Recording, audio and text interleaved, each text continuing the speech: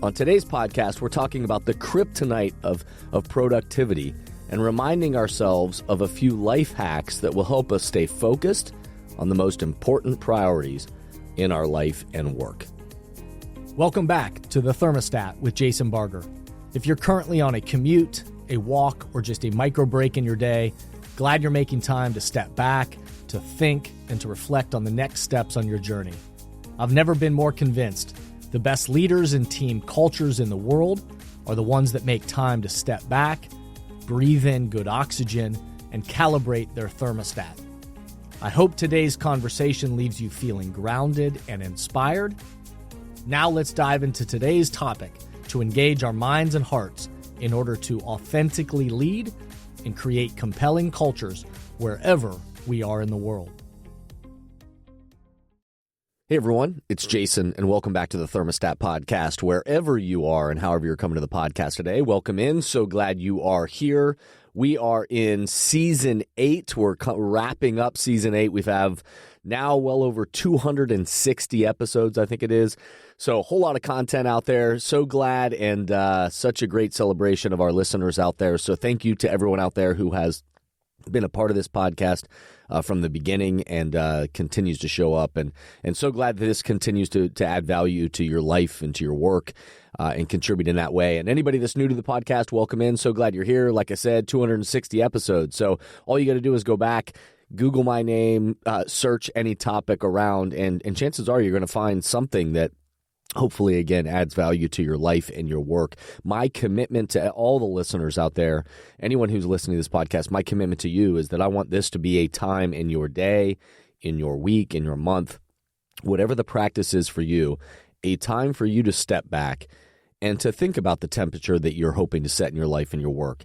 And then I hope this podcast breathes a little good oxygen into you to help you think about the person that you're hoping to be, that you're showing up for the people around you, and all that you're hoping to accomplish on the road ahead. So I hope this is a space that helps you do that. And so very grateful to get the opportunity to do this with and for you each time. So before we start today, if you'll do me the quick favor, if you will rate the podcast 5 stars, that is super helpful for other people to be able to find the podcast and for continue to amplify messages around the world. So rate the podcast 5 stars on whatever platform you're listening to it on. If you will leave an authentic review, your own words, what resonates with you, why is this a redeeming message in the world, whatever that may be for you, your own unique words, that's another way that the algorithms work and help other people find the podcast and just help some messages spread. And then, obviously, every time you share the podcast, if there's an episode that resonates with you, share it with your colleagues, share it with your friends. Say, hey, on your team, let's listen to this and let's talk about it. The questions at the end of the podcast, let's talk about it together. What does this mean for us and how we're showing up and the culture we're trying to create? Those are all the ways in which this helps amplify the messages of this podcast, is by rating it, reviewing it, and sharing it with others. So thanks to everybody out there who does that. Very much appreciate it. You've heard me for years now reference the fact that we live in a more busy than effective culture. We as human beings have never lived in a time when we are more distracted, cluttered, and busy. In fact, we've come to honor the word busy. We use it as a filler in all of our conversations. You know, if you listen to the way that we talk to each other, it happens in every team and organization that I walk into. It happens in the coffee shops. It happens at the grocery store. But we run into somebody and we say, hey, how you doing? And the response back is busy. And then they look at us and say, how you doing? And we say busy back. We use this term busyness to either make it seem like if we just say we're busy, we're so busy, like somehow kind of a big deal, or we have so much going on, or somehow it validates us in some way. Or we say busy and it just becomes a filler, because if we just say that to one another, we really don't need to share anything of significance. We just look at each other and say, hey, you're busy, I'm busy, and let's not really talk anything and let's go our separate ways. And so we've come to honor this term busyness and kind of use it as a filler to create distance between people. So it's interesting, and however you come to this topic today, just know that I understand that we all have a lot happening around us. We all live in this world that is often more busy than effective. We live in a very noisy world, and messages, requests, deadlines, etc. are coming at us 24 hours a day. We do live in busy times. I don't want that to get lost in translation. And we are as distracted as ever. Social media, scrolling or multitasking or however you call it, has proven to be at an all-time high. An MIT study not too long ago reminded us that there is what they call a switch cost that occurs in the neuroscience of our brains every time we jump from one task to another. The study says that it takes our brains about 15 minutes to actually return back to our original task. So we often think that multitasking, this ability to jump from task to task and all day long just be kind of switching our brain back and forth between all these things. And really what the MIT study shows is no, that switch cost is that it takes our brains 15 minutes to catch back up when we return to the original task. And so we're actually losing time and totally inefficient in our efforts. And we think we're multitasking and being really productive, but the reality is that we aren't doing anything very well. We're slowing ourselves down and slowing our focus down, and it's leading to about a 30% productivity rate. So, as we enter into this dialogue about productivity, I also don't want this message to be lost in translation. I'm not talking about this topic of productivity just because I want us all to become robots or highly tuned machines that only operate at maximum efficiency. That's not what I'm talking about. This isn't a productivity podcast for the sake of productivity.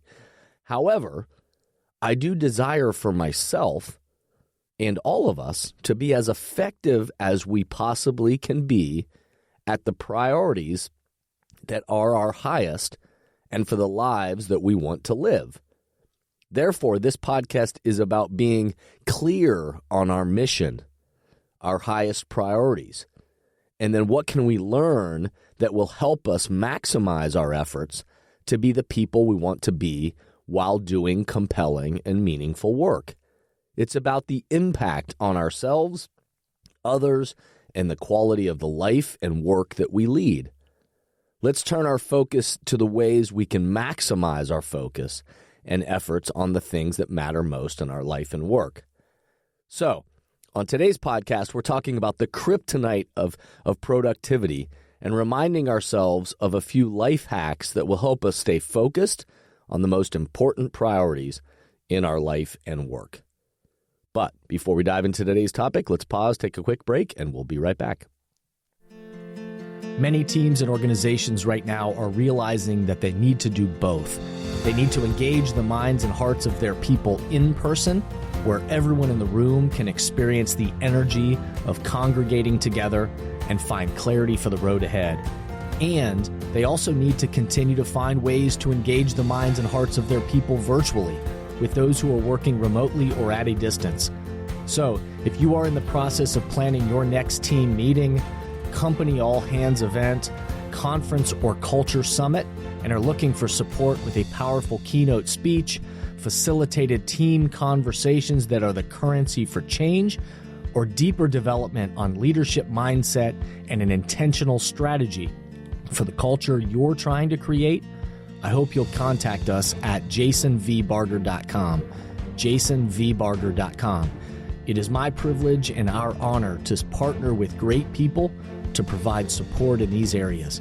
We want to breathe oxygen into your leaders and throughout your organization so you can set the temperature you want for your culture. We look forward to connecting with you soon. I hope you'll contact us at jasonvbarger.com, jasonvbarger.com.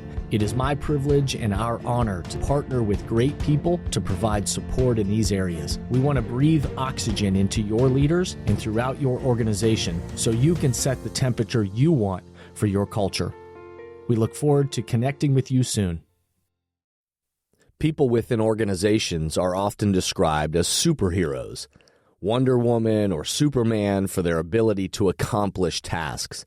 I bet everyone listening to this right now can name or picture someone within their team, within their organization, maybe their family, a friend group, somebody that comes to your mind that is seemingly a master at just getting stuff done. And oftentimes, as you listen to the way that we talk about these people, as we describe them as superheroes, they're Wonder Woman or they're Superman, because they just have this ability to master things and get things done. They're just always moving and always getting things done. And so for many of the teams and organizations I serve, we become well aware of the different personality profiles of people that impact the way they show up to their life and their work. We know that high-achieving people, or, in some person, depending on the personality profile test, there's so many great tools out there, but all of these that help us better understand how we all are uniquely wired, some of them may describe it as people that are activators or competitors or maximizers. Language to help us understand that these are people that are able to bring ideas into action oftentimes more quickly than others. However, we also know that action for the sake of action isn't always the most helpful. The idea is not to be in a constant state of motion, but actually to be thoughtful about the efforts we are making and the impact we are hoping to have.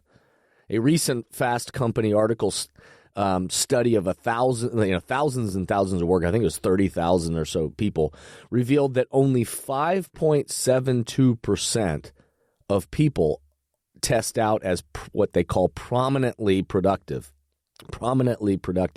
These are people that just, roll out of bed and just seem to have this natural ability to just be productive in everything they do and very efficient and effective. Only 5.72% of people really test out this way. So if you're down on yourself right now, or you're in the back of your head, you have this running narrative that you're not a very effective or productive person, what I'll say is listen to that voice, but don't beat yourself up about it. Only about 5.72% of people test out as this prominently productive person.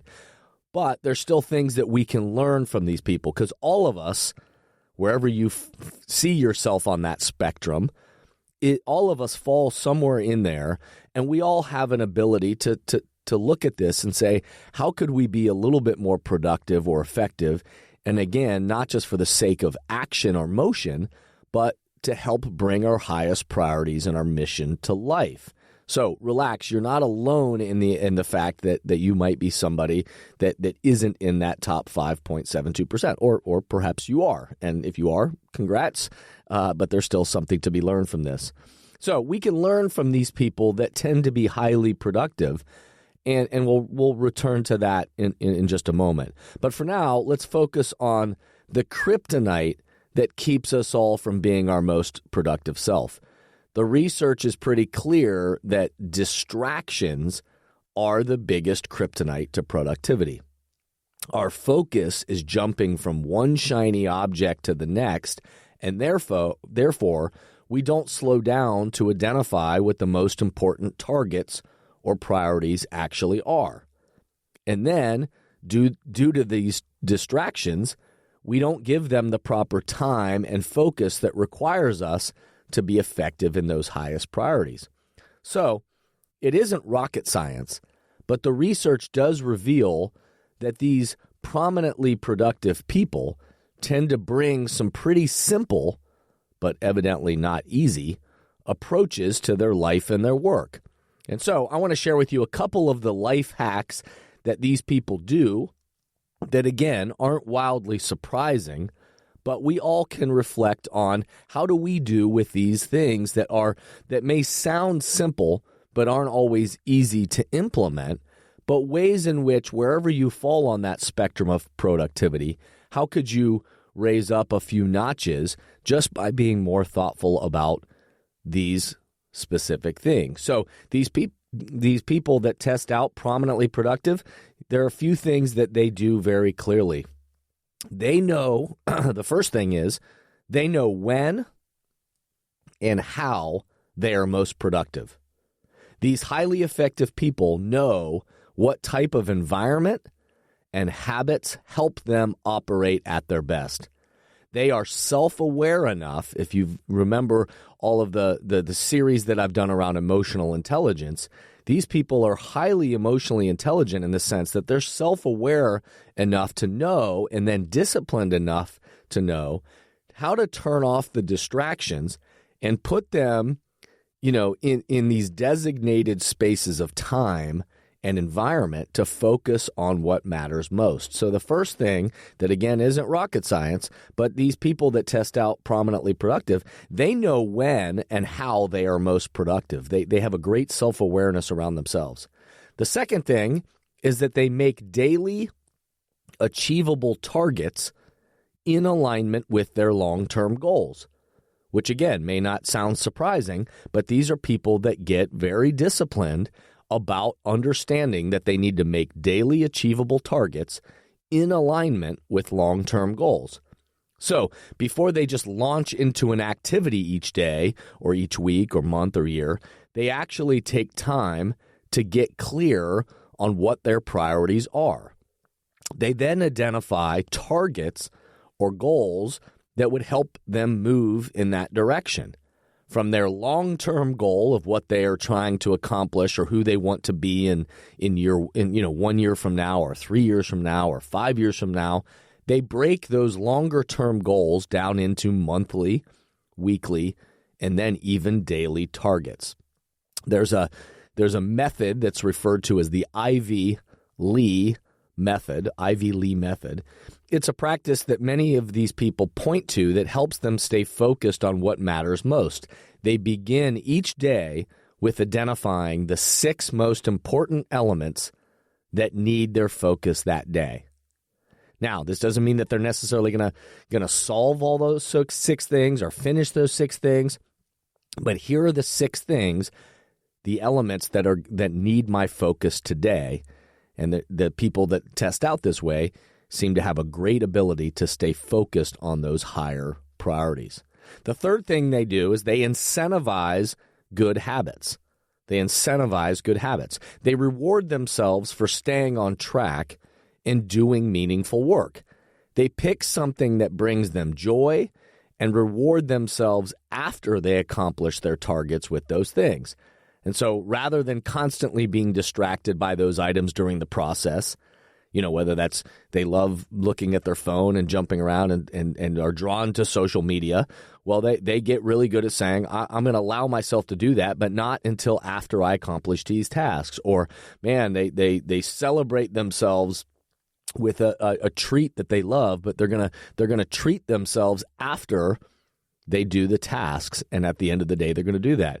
So they'll have that treat, or they'll go do that fun activity, or go see, their significant other or their friends as a reward for staying focused and dialed in during their time of work and focus.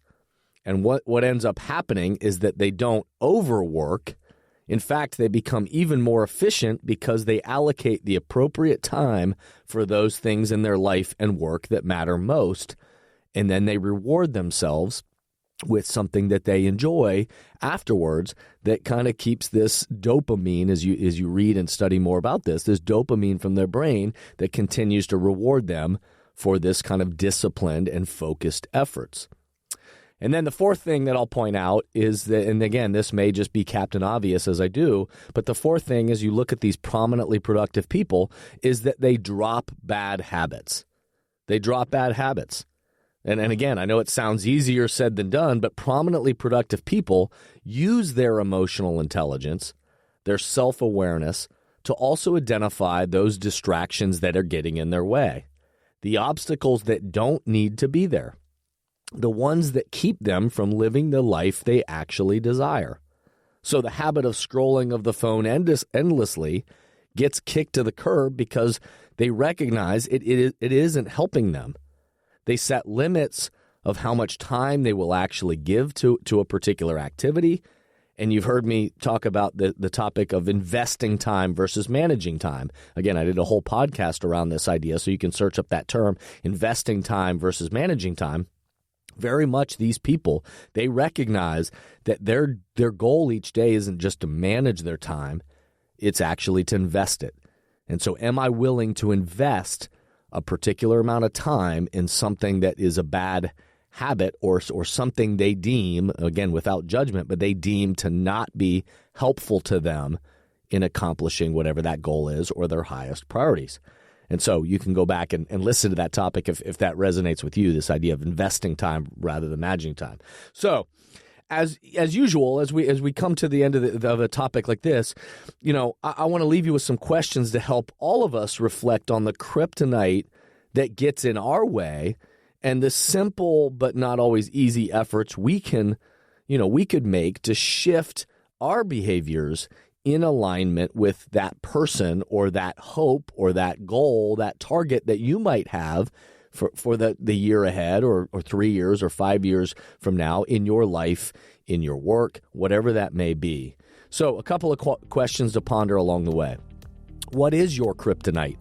What distracts you most daily? All of us live in this world and all of us have these things. So what's your kryptonite? What are the things that distract you most?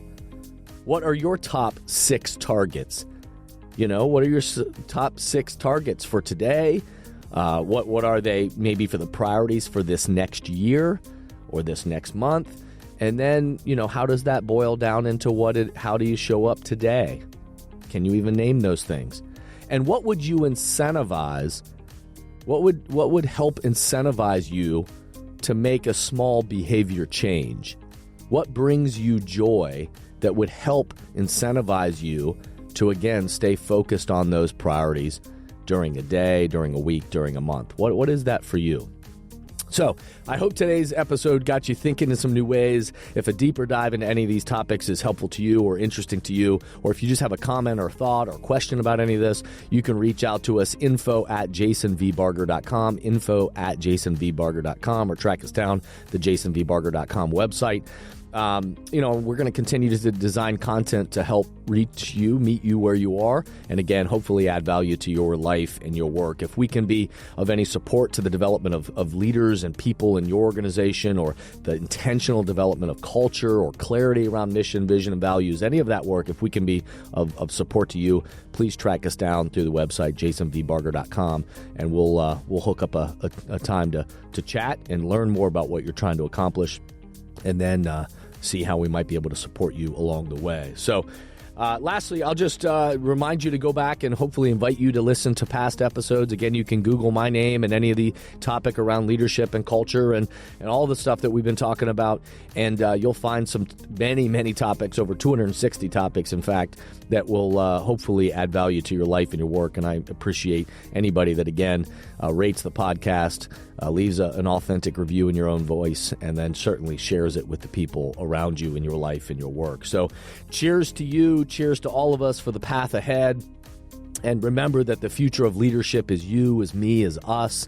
And we have the opportunity to get clear on what is that temperature that we hope to set in our life and work. And then the courage to continue to show up and breathe good oxygen into ourselves and into the people around us, into the mindsets that help us be at our best when our best is needed. So I'll just remind us all to step back, remember, be a thermostat, and breathe good oxygen. Thank you for listening to today's podcast, and I hope the messages and questions stimulate positive change along your path. As always, if these messages resonate with you and add value to your life, I hope you'll help amplify them throughout the world. Please rate, comment, and share on whatever podcast or social media platform you're using, and share this podcast with the people in your life or work who should be part of these conversations. That way, this spirit does, in fact, spread. If these messages or developing leaders and culture would be helpful to you and your organization, please contact us at jasonvbarger.com, jasonvbarger.com. And remember, we are all ambassadors for the culture we want to create in our life and work. We have to own the vision we want to be a part of. The future of leadership is you, is me, is us. Be a thermostat.